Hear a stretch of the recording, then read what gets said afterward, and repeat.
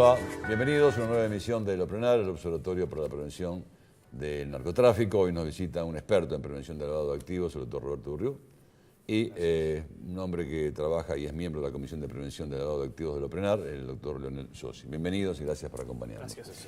A ver, ¿cuán importante es la prevención y el control del lavado de activos en lo que hace puntualmente al tema del narcotráfico, doctor? No, es fundamental porque básicamente está bastante probado, cuando hay crimen organizado está unido la corrupción y el lavado de dinero, son como secuencias fundamentales. Es parte implícita de una definición de crimen organizado. El crimen organizado se constituye para cometer delitos y construir riqueza económica. Y después de construir la riqueza económica, puede utilizar esa riqueza económica para la corrupción, para buscar impunidad, y también necesariamente para lavar dinero, procedente de la actividad de corrupción y de la actividad del crimen organizado. Convertir el negro en blanco. Exactamente. Transformar esos capitales procedentes del crimen y reinvertirlos en la legalidad, para que con impunidad poder construir poder económico. Tal cual, y la verdad que no es atacar la última etapa del problema como a veces se identifica, sino que realmente pegarle al poder económico de estas bandas tiene un efecto preventivo también muy fuerte. Quizá un narcotraficante, por ejemplo, está menos interesado en su mercadería o incluso en perder la libertad transitoriamente que en perder su poder económico. Se han visto casos en los cuales una persona, incluso en prisión, puede seguir manteniendo toda una estructura dada del poder económico. Entonces, ir directamente al lavado de dinero implica quitar ese poder económico y de esa forma desbaratar este crimen organizado. Digamos, yo que recuerdo hay muchas leyes que se han ordenado en el país desde 1989 adelante en lo que hace el control y prevención del lavado de activos. Sin embargo, cuénteme cuántas condenas firmes hay en esta materia de tipificación del lavado. 7. 7. Fuimos uno de los primeros países del mundo en tener el delito de lavado de dinero en el 89, primer tipo penal, y a la fecha solamente contamos con 7 condenas del delito de lavado de dinero. 7. Sí, y no sobre causas fundamentales y de enormes caudales, ¿no? Las causas fundamentales de tráfico de narcolavado procedente del cartel de Cali, de Medellín, todas esas causas terminaron o en prescripción o en nulidades por fallas en la investigación o en eternos procesos abiertos en donde no concluyeron en la nada. Y esos 7 casos, si uno los analiza uno por uno, son casos, yo diría, hasta menores. Algunos con matices de evasión tributaria, que también es un foco a tener en cuenta, ¿no? En la Argentina a veces pareciera que somos más papistas que el Papa y no nos damos cuenta que el crimen organizado y el lavado de dinero y la corrupción hay que analizarlas quizás de manera independiente a lo que es la evasión tributaria, que es una materia muy importante, por supuesto, pero que hay que dedicársela y dejársela más al fuero penal tributario, al fuero penal económico y a organismos como la FIP, ¿no? Y no meter organismos claves en la lucha contra el crimen organizado, como por ejemplo los juzgados federales, los tribunales, los organismos de contralor como la UIF, dedicados también a esto de la evasión tributaria. Y un último dato, para no monopolizar la charla, que hacer esta estrategia, ¿no? De introducir el lavado de dinero con la evasión tributaria en un país en donde alrededor del 50% de su economía es informal. Entonces, pareciera que nos estamos dando un cazabobos, digamos, estamos cazando al crimen organizado en un zoológico, digamos, no vamos a llegar a mucho, ¿no? Hay una tendencia del fuero penal económico que me gustaría que ustedes me den una opinión, me parece importante, pero que cambia absolutamente los parámetros de la lucha en lo que hace al lavado de activos, ¿no? Puntualmente hoy hace falta para el lavado el delito previo, ¿sí? El delito previo con sentencia firme, si no, no hay delito. Hay una tendencia, lo he hablado con varios jueces del fuero, en que se entiende que con la conjetura fundada, emergente del expediente, obviamente, detallada y colacionada entre los distintos cabos sueltos que tiene el expediente, ya daría motivo para la elevación a juicio oral. ¿Cuál es su opinión? Que estamos hablando de un tiempo de 6 años, que cambiaría un año. Esa tendencia es, primero, no es argentina, es universal. Ajá. Es universal.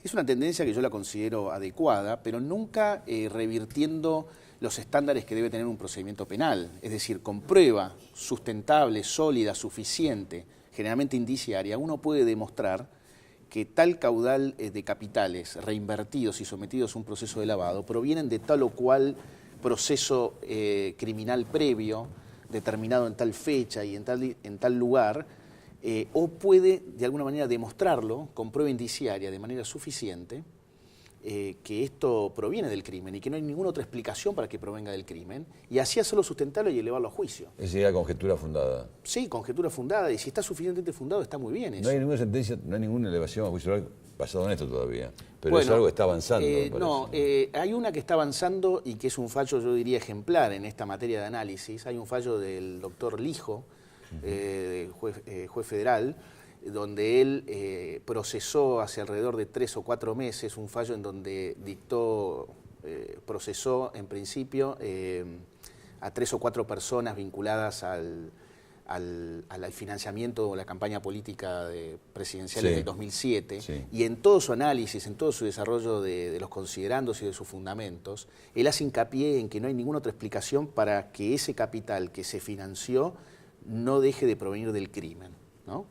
Y hace toda una explicación con pruebas bastante sólidas, bastante convincentes, en donde desarrolla de manera técnica muy bien, de manera muy sólida, haciendo invocación no solamente de fallos anteriores de la Argentina, sino también del derecho comparado y de comentarios y recomendaciones internacionales y regionales, en donde termina concluyendo que están dadas las condiciones para dictar un auto de procesamiento y eventualmente elevar a juicio, ¿no? Pero en el fuero específico, que es el plan económico, no hay todavía ninguna elevación a juicio oral basado en esta nueva interpretación. Está avanzando, está avanzando. Y es fundamental porque esa es la celeridad que necesitamos y poder destrabar este problema. Sí, y realmente casi es pacífico a nivel internacional.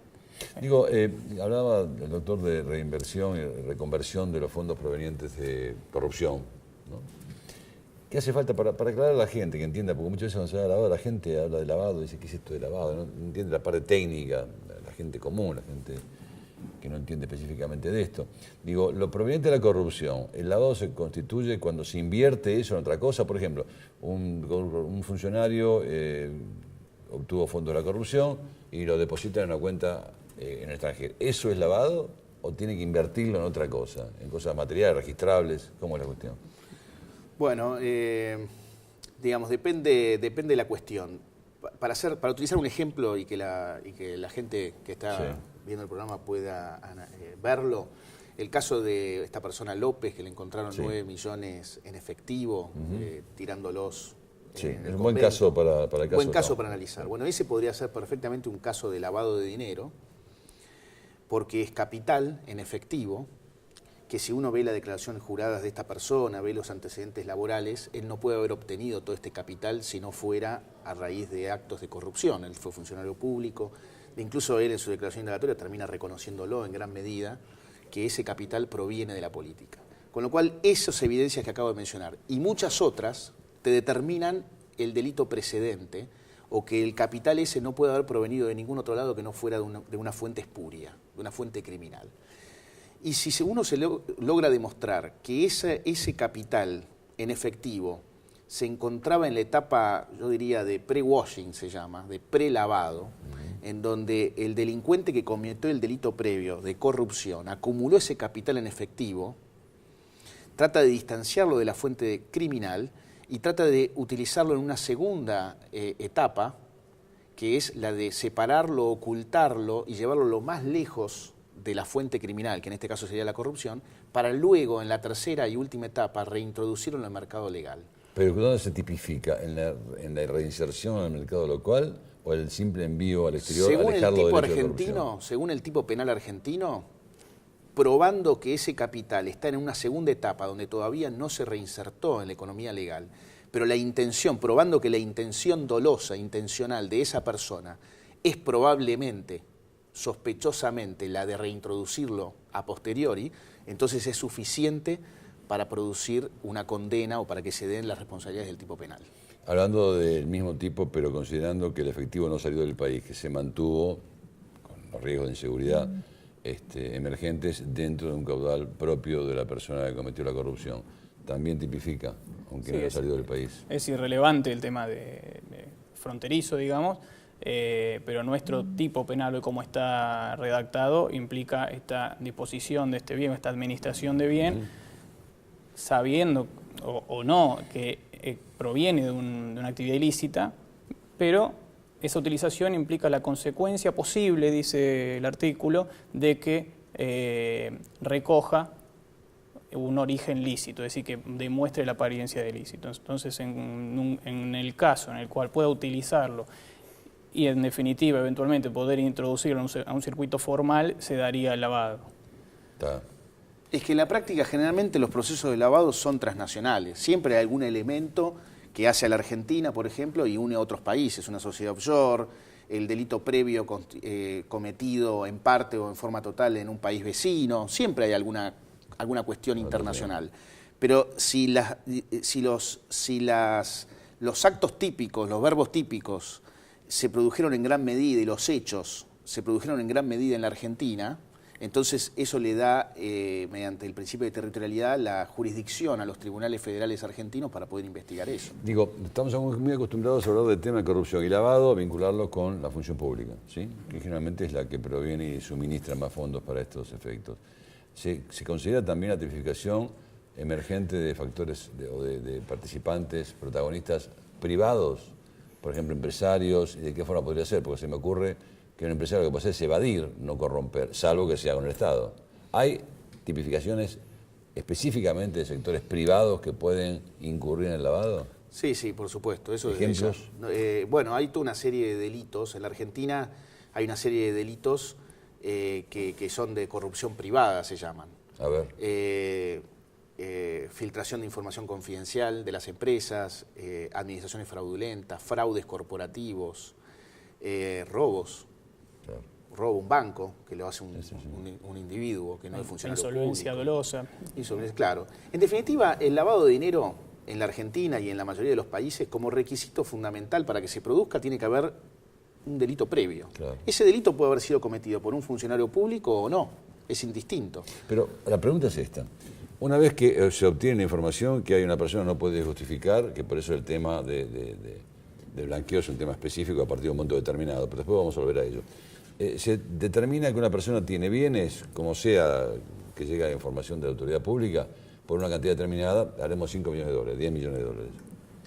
El delito previo, ¿quién lo tiene que constituir? ¿Quién lo tiene que tipificar? ¿Quién tiene que crear la situación para que el delito previo tenga sentencia en este momento o con el criterio nuevo se haga una conjetura fundamentada según la jurisprudencia? ¿El mismo Estado tiene que hacer el expediente previo para que se constituya lo del lavado después? Esto es lo que la gente en general dice. ¿Qué es esto del delito previo? Cuando lo sorprenden a una persona que tiene un monto determinado no puede justificar. ¿Cómo hacen para probar el delito previo? ¿Lo imaginan? Por eso también es interesante el tema en cuanto al cambio de jurisprudencia, en cuanto a la conjetura fundada. Porque da lugar también a que te inventen un delito, o sea, ¿cómo es la historia? Por supuesto, hay que ser muy cuidadoso de las garantías del debido proceso en todo esto, hay que ser muy cuidadoso. Ahora, en la práctica, ¿cómo responder esto con mayor sencillez? Desde el año 2011, con la última modificación del tipo penal, sí, el delito de lavado de dinero es un delito autónomo. Esto quiere decir que en la práctica un juez federal, un fiscal federal pueden investigar lavado de dinero en toda su etapa. Desde que de alguna manera determinan ellos el delito previo. ¿Cómo se determina? Lo determinan no hay un expediente previo. No. Lo determinan a partir de pruebas indiciarias. Cuando toda la realidad de las pruebas indiciarias que uno va acumulando determina que no hay otra explicación que ese capital no puede haber provenido de otro lugar que no sea el crimen, pues entonces, de alguna manera... Hay que empezar a buscar el tipo. Hay que empezar a buscar la prueba contable. Si uno tiene enfrente a un monotributista que maneja y compró campos, 10 campos, sí, claro, 250 propiedades, su último trabajo reconocido en los últimos 20 años fue de monotributista, tuvo algunas inserciones como funcionario público, otras sin empleo, no tiene empleo reconocido, se lo encuentra con capital en efectivo en su casa, 2, 3 millones de dólares en su casa, maneja una Ferrari, maneja autos de lujo, tiene una casa de fin de semana, las tiene a nombres de testaferros, no tiene balances, no tiene sociedades a su nombre, pero maneja sociedades offshore a nombre de otros, tiene viajes a Panamá. Todo eso es prueba indiciaria. Cuando tiene 4 patas, cola, ladra, es perro. Y de esa manera se va determinando de manera evidente, con todas esas pruebas indiciarias, que proviene del crimen. Claro, y que no hay otra explicación. El interrogante que te haces es justo, pero como se desarrolla dentro de un procedimiento penal, recordemos que el principio de inocencia nos dice que no va a ser la persona la que tiene que probar de dónde vino lícitamente ese dinero, sino todo lo contrario. Claro. Salvo en caso de enriquecimiento ilícito, ¿no?, de funcionarios. Bueno, están invertida la carga de la prueba, es un tema distinto. No bueno, es un tema debatible, pero no es el caso de lavado de dinero. Hay que respetar todas las garantías. Es el Estado el que tiene que probar a través de sus fiscales o a través de los juzgados, hasta que no tengamos otro debate distinto, un procedimiento acusatorio, que vamos hacia ello. El Estado es el que tiene que demostrar la prueba que indique que ese capital proviene del crimen. Por eso evitamos esa discusión o confusión, por ejemplo, con cuestiones tributarias, donde es el contribuyente quizá que tiene la prueba, cuando no se trata de un delito, ¿no?, de ir demostrando por qué un ajuste de una inspección corresponde o no corresponde, de dónde vino el dinero, si lo declaró o no lo declaró. Está claro. Entrando, profundizando en el tema del narcotráfico, en lo que hace la extinción de dominio, que este gobierno, por lo menos a través de la ministra de Seguridad, lo ha expuesto varias veces, ¿no? ¿Qué creen ustedes que se está yendo por el camino razonable en lo que hace la extinción del dominio? Porque en principio la extinción del dominio requiere, obviamente, primero una sentencia de culpabilidad, ¿o no? Bueno, no necesariamente. A ver, digamos que hay 3 modelos en el mundo. El modelo que hoy en día tenemos en la Argentina, que es... Yo participo absolutamente en el tema, creo que es extinción de dominio, porque hay que cogotar desde el punto de vista económico. Por supuesto, y en algunos casos no se puede esperar una condena, porque esa condena nunca va a existir. No. El primer modelo, que es el que tenemos ahora, si no hay condena, no hay extinción de dominio del producto del capital. Esto rige hoy en el país. Hoy en el país. Sí. Segundo modelo, que es en donde había mucho consenso en senadores, hace 2 o 3 años se aprobó media sanción en forma unánime, este segundo modelo, que es, para casos puntuales, no podemos esperar al final, porque no va a haber sentencia. Si el imputado se muere en el camino, ¿qué hacemos con todos los campos del narcotráfico? El Señor de los Anillos se murió, el Señor de los Anillos, Castillo Carrillo, que estaba totalmente probado que vino de México con un montón de capital, se compró procedente del narcotráfico, se compró campos, autos, edificios, fideicomisos, un enorme capital, alrededor de 30 millones de dólares. A los 3 años sometido a investigación se murió. Bueno, nosotros no tenemos una ley que se diga qué va a pasar con todo ese capital. Suponiendo que no se haya muerto, se profugó, tampoco sabemos qué pasa. Claro. Se declara la prescripción. Entonces hay ciertos supuestos puntuales contemplados en el derecho comparado en donde puede haber perfectamente una extinción de dominio. El Estado se hace de ese capital, si quedó debidamente probado que ese capital provenía del crimen, cuando no va a haber, por ejemplo, casos de sentencia por razones que acabo de decir. ¿Sería algo aplicable como la conjetura fundamentada que estamos hablando en el tema del lavado? Aplicable a esto. O sea, cuando todos los elementos dicen que tiene 4 patas y cola y ladra, es perro. Es que de alguna manera. Es el único fundamento para poder restringir, por así decirlo, la garantía constitucional del derecho de propiedad. Se garantiza el derecho de propiedad siempre y cuando se le haya adquirido de forma legítima. Cuando se demuestre que es ilegítimo, ahí es donde se cae ese supuesto derecho de propiedad que no está. ¿Cómo ven trabajando a la UIF? Recién estaba acá, ante ustedes, Daniel Arroyo, que fue candidato a gobernador por Frente Renovador, hombre que conoce la temática, ha desarrollado los cargos específicos en la provincia de Buenos Aires, y habló bien de la UIF. Habló bien de la UIF y de la Cedronar, no así de otras cosas, ¿no?, del gobierno, pero sí de la UIF y del Cedronar en materia de narcotráfico. ¿Cómo ven la UIF hoy? Está Federici ahí. Bueno, yo tengo una relación personal con él, me parece una excelente persona, muy capacitada, y me parece que de alguna manera están haciendo un muy buen trabajo. El tema es que, para hacer alguna crítica constructiva, me parece que hay que poner más el foco en el tema del crimen organizado. Yo no hubiese trasladado, incluso sin debate, la UIF, por ejemplo, del Ministerio de Justicia al Ministerio de Hacienda. Tiene que ver el tema blanqueo ahí, ¿no? Bueno, es que yo no creo que la UIF tenga que meterse de manera tan protagónica en este tipo de procesos, porque desfigura su naturaleza, por lo menos la naturaleza que yo considero que tiene que tener en la situación de la Argentina, en donde la lucha contra el crimen organizado, en su ruta del dinero, en su decomiso de los activos y en rastrear toda esa ruta de dinero y de blanqueo de capitales y de lavado de dinero, hacen que la UIF no pierda el tiempo ni de su dedicación, ni le sume a sus tareas prioritarias, que son estas, tareas relacionadas, por ejemplo, con la evasión tributaria o integridad financiera, que la podrían hacer otros organismos del Estado, como por ejemplo la AFIP u algunos otros organismos. No, pero la AFIP lo hace, porque el blanqueo se transcurre. Pero por el tema eso, es que habilita y exceptúa. El mismo blanqueo dice que queda exento del resguardo fiscal el tema de la UIF y determina el número de artículos de la ley de la UIF, en el cual se pueden, desde lavado de activos hasta narcotráfico, prostitución infantil, venta de órganos. Es innumerable, que en realidad uno ve las 10 peores cosas que puede haber en el mundo, pero el lavado también lo incluye. Todo está no se muy puede pegado hacer. la evasión al lavado, muy pegado. Pero todo no se puede hacer. Hay que establecer un sistema de costo-beneficio, hay que establecer un plan de acción que tiene que estar coordinado con otras materias. No se puede analizar solo la UIF. Me parece que acá lo que falta es un plan de acción coordinado entre el Ministerio de Seguridad, la UIF, la Oficina Anticorrupción, la PROCELAC, el Ministerio Público, los juzgados federales. Hay una desorganización quizás, no está del todo coordinado. Una atomización, en definitiva, no una especialización de alguien sobre todo teniendo en cuenta que esto era una prioridad de campaña. Claro. Esto es una prioridad de campaña, que lo que uno esperaba era que se asuma y se plantee un plan de acción coordinada. Esto es lo que yo digo cuando, que lo dice el Pleno también, cuando se asume el 1 de marzo uno esperaba realmente que haya un proyecto de ley integral sobre la temática del narcotráfico. Bueno, es verdad y tenemos que reconocer que ni aún el mismo gobierno pensaba que iba a ganar en la magnitud, en la dimensión que ganó Nación, Capital, Provincia de Buenos Aires, con lo cual quizás uno está exigiendo algo de lo cual no estaban muy seguros los mismos protagonistas. Pero la realidad es que ya pasaron 6 meses más del 1 de marzo que se las sesiones parlamentarias.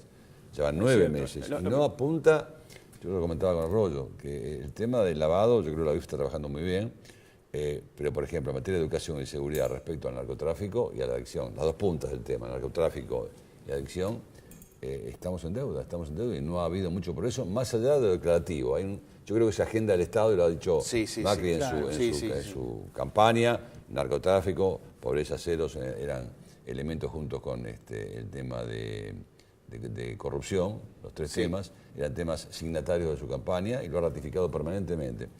Pero me parece que hace falta un proyecto integral. Exactamente. Claro, podemos convenir en que sí existe un cambio de paradigma. Sin ningún tipo de duda. Existe, hay una voluntad política y una agenda de Estado. Tal cual. La designación de Federici en la UIF sin duda es un acierto, una persona hipercapacitada en este tema, reconocida internacionalmente. Y bueno, que se han dado algunos pasos en el buen sentido, se han dado. La UIF recobró, por ejemplo, el convenio de información con la UIF americana, que nos permite, obviamente, gozar de información de calidad. Es un convenio de información que se había perdido ridículamente por haber violado ciertos criterios de confidencialidad que necesitan la UIF. Primero, en el 2009, por haber divulgado ciertas cuestiones relativas a un diputado en campaña, de Narváez concretamente. Sí. Recientemente, ventilando cuentas del fallecido fiscal Nisman. Y bueno, creo que eso es un paso importante. Existen ciertas cuestiones, pero claramente quizá lo que nos debemos es un debate en cuanto a la integralidad, la federalización. También la UIF está abriendo oficinas en el interior del país, eso también es recatable, pero bueno, como mencionaba el doctor, sería interesante ver cómo las distintas organizaciones pueden coordinarse. El pase al Ministerio de Economía, al Ministerio de Hacienda, sí se argumenta desde el punto de vista de que la UIF ahora quiere desarrollar una cuestión más preventiva que ir directamente a la justicia permanentemente y querellar y tener una relación más coordinada con otras entidades que históricamente han tenido tanto poder en cuanto a inteligencia financiera como AFIP, el Banco Central, la CNB, la Superintendencia. Pero es cierto que, bueno, quizá hubo algún trasfondo en el tema de blanqueo y su accionar vinculada con el Ministerio de Justicia era algo más valorable, quizá. Digo, a mí me parece que los parámetros que se dan en cuanto a la obligatoriedad de los funcionarios públicos en el tema de blanqueo, puntualmente, no le dan salida al tema, porque los oficiales de los bancos, puntualmente, cuando toman, a partir de $1 millón para arriba, hasta 100 millones, es lo mismo. Cualquier oficial de banco que toma está obligado a hacer el ROS. Sobre todo si la cuenta, como normalmente... La UIF incrementó los topes a partir de los cuales las entidades financieras tendrían que empezar a reportar, pero es verdad. Hoy, de acuerdo a la resolución 121, si mal no recuerdo, está hablando de unos 600.000 pesos en algún caso. 600.000 pesos son $40.000. Sí, estamos de acuerdo. Por eso digo, a partir de $1 millón y no actualizó una gran cantidad de sujetos obligados. Se había hablado que iba a salir una resolución integral que iba a actualizar todo, pero de verdad todavía no... Es un tema que complica, obliga a la AFIP y obliga también, obviamente, a los oficiales bancarios a reportar, a hacer el ROS. Sí. Yo no creo que sea tan grave. Es decir, si algún banco considera que tiene que hacer un ROS, por lo que sea lo hagan. Porque la disposición es antilavado en la Argentina y en el mundo. Es que ante la mínima duda de algo, Uno, banco, institución, se tiene que dar vuelta y entregar un ROS. Lo importante que tiene que estar protegida la ciudadanía es que un ROS no significa una acusación sobre alguien. No, es una alerta. Bueno, Es una alerta, menos que una alerta, puede significar nada. Lo normal En la mayoría de los casos es nada. En la mayoría de los casos es nada. De lo que se trata en una unidad de información financiera es intermediar entre la justicia penal y los agentes privados y públicos que abastecen de un montón de caudal de información en la UIF. La UIF tiene que tener sistemas informáticos, que los tiene, por supuesto siempre hay que mejorarlos, ¿no? De establecer parámetros de alerta que va uniendo informaciones y transformar toda esa información en prueba real y concreta que se pueda transmitir en procesos de investigación. Ahí es donde tenemos que poner el foco, no en la cantidad de ROS que llegan a la UIF, sino que el foco para medir una UIF y su efectividad hay que ver cuántas denuncias al año realiza la unidad de información financiera y cuántas de esas denuncias penales llegan a un auto de procesamiento. ¿Cómo analizó la prueba? ¿De dónde obtuvo la prueba? ¿Qué poder de análisis tuvo? ¿Y cómo lo volcó en prueba real? Porque si no, la UIF va a terminar siendo un embudo. La tapona. La tapona perjudica la actividad económica, no se encarga de lo que creo que tiene que hacer, que es investigar y denunciar al crimen organizado como y además se pone a los sujetos obligados a la defensiva, que fue lo que pasó con las anteriores autoridades, de exigir permanentemente quizá cuestiones que no eran esenciales, cuestiones formales, multas y sanciones por esos incumplimientos. Muy bien, Roberto Rui-Figueroa, gracias por venir. No, por favor. Lionel Sossi, muchísimas gracias por participar con nosotros. Nos vamos a encontrar seguramente próximamente en el evento que va a ser el Oprenat, de tal forma que les agradecemos su presencia y a ustedes, como siempre, los esperamos la semana próxima. Hasta entonces.